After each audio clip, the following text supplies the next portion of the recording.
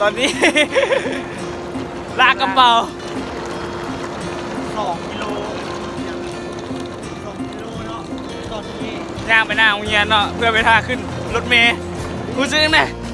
เอากูซื้อยังไงยูโรเชียวอ่ะ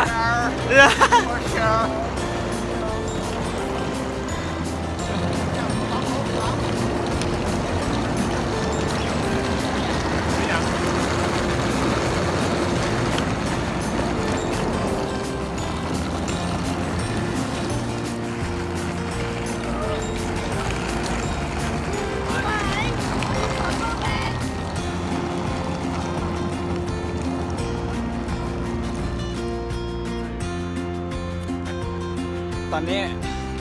เขาก็มอดหน้าของเฮียนเนาะ ถ้าขึ้นรถเมล์เนาะยูโรเนาะ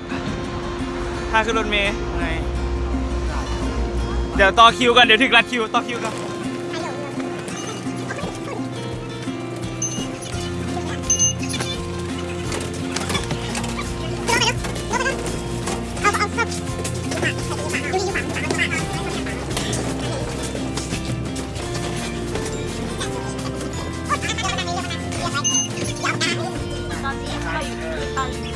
อันนี้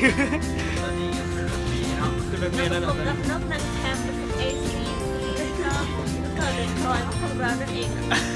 ก่อนเดินทางไปยังเชียงตูครับ เชียงตู เชียงตูครับจะไปเชียงตู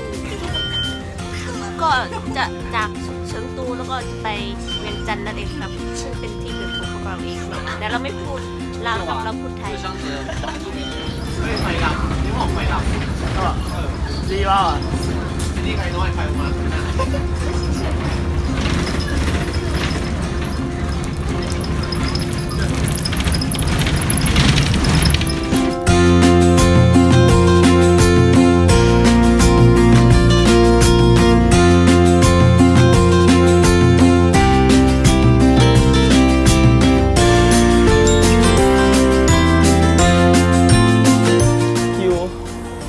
รถไฟยี่บ้านนั่นคือรถไฟยี่บ้านนั่นหาหมูเลยหาหมูนี่ตาหนักปะชิวๆอ่ะ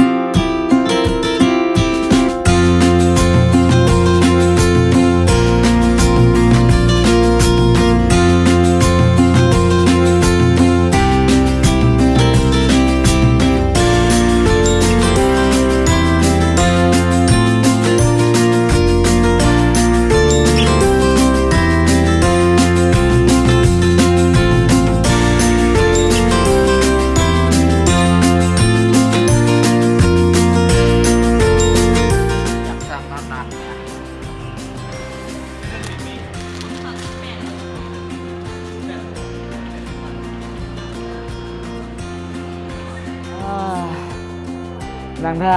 รถไฟอยู่เมียนยาง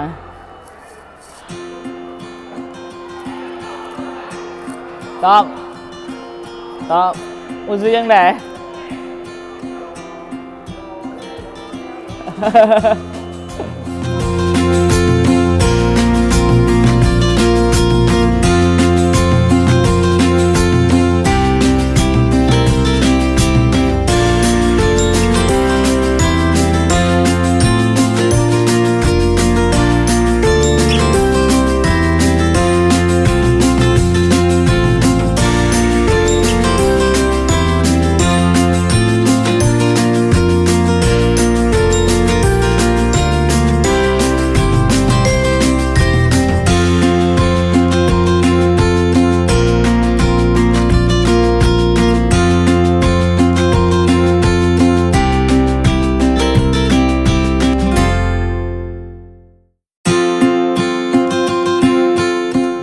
เอาลงมาเลย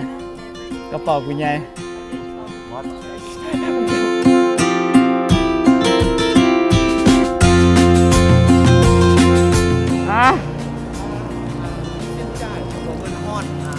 เส้นจ่ายบอกมันฮอนสนามบินที่ฉะอ่างแล้วต้องเลี้ยวขึ้นออก ยังบ่ฮอดงานต่อ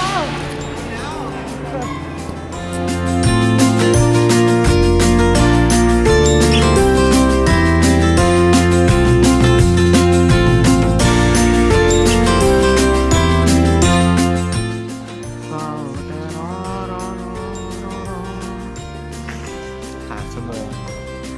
ท่านี้เราไปท่าเสร็จต่อ คุณมีเจอกันที่คุณมี นี่ไปเด้อ อะไรได้มาแล้วดิ สู้ๆด้วยกัน สุดเด้อ เจ๊โยเธอจงกินท่านบ่ได้กะเข้าหาเคาน์เตอร์คือถามมาเชิญมาบ่ได้เชิญมาบายโชคดี บายยูโรกินนี่เกินอย่างขึ้นกินนี่ นี่เกิดผิดพลาดนิดนึง ที่บ้านเลยที่บ้านเลย ใส่ในพาสปอร์ตผิดอากาศใส่สั่งเสื้อหน้ากาเบิ่งเด้ออย่าให้คิดคือกู เบิ่งดี แต่กันผิดกับมีวิธีแก้อยู่ วิธีแก้ ๆแต่กับคำว่าอยากแยกกัน แต่คำว่าอย่างหัวใจวายกับวายคือยูโรเลยกัน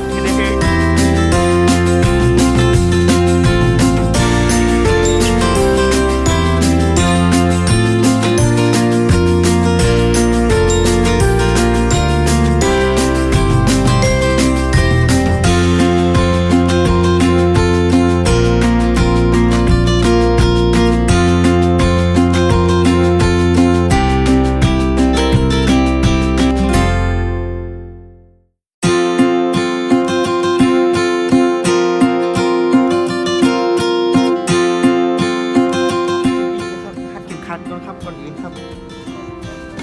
ในมื้อนี้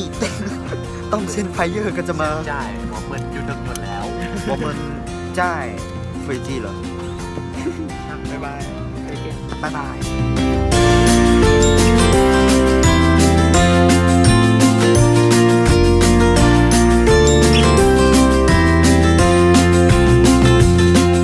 เราก็มาถึงสนามบิน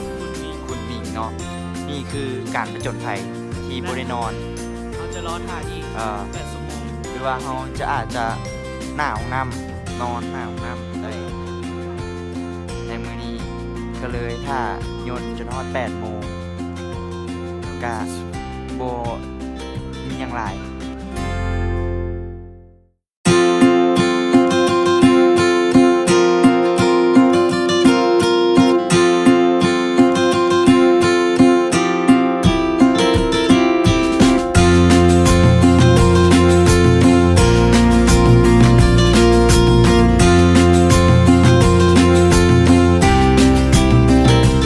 เนาะ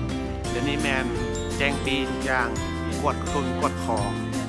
คือแล้วหมดแล้วผ่านหมดทุกคน ซึ่งการกวดอยู่คุณหมิงนั้นเข่งกว่าแต่ละบอลหลายชิบหายเลย ตอนนี้ก็ไปกินข้าว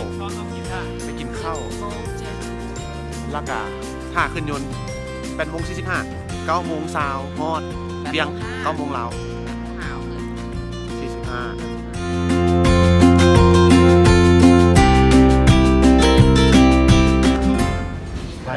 ฮอดประเทศลาว เอารถตายได้ไหน เดินทางมา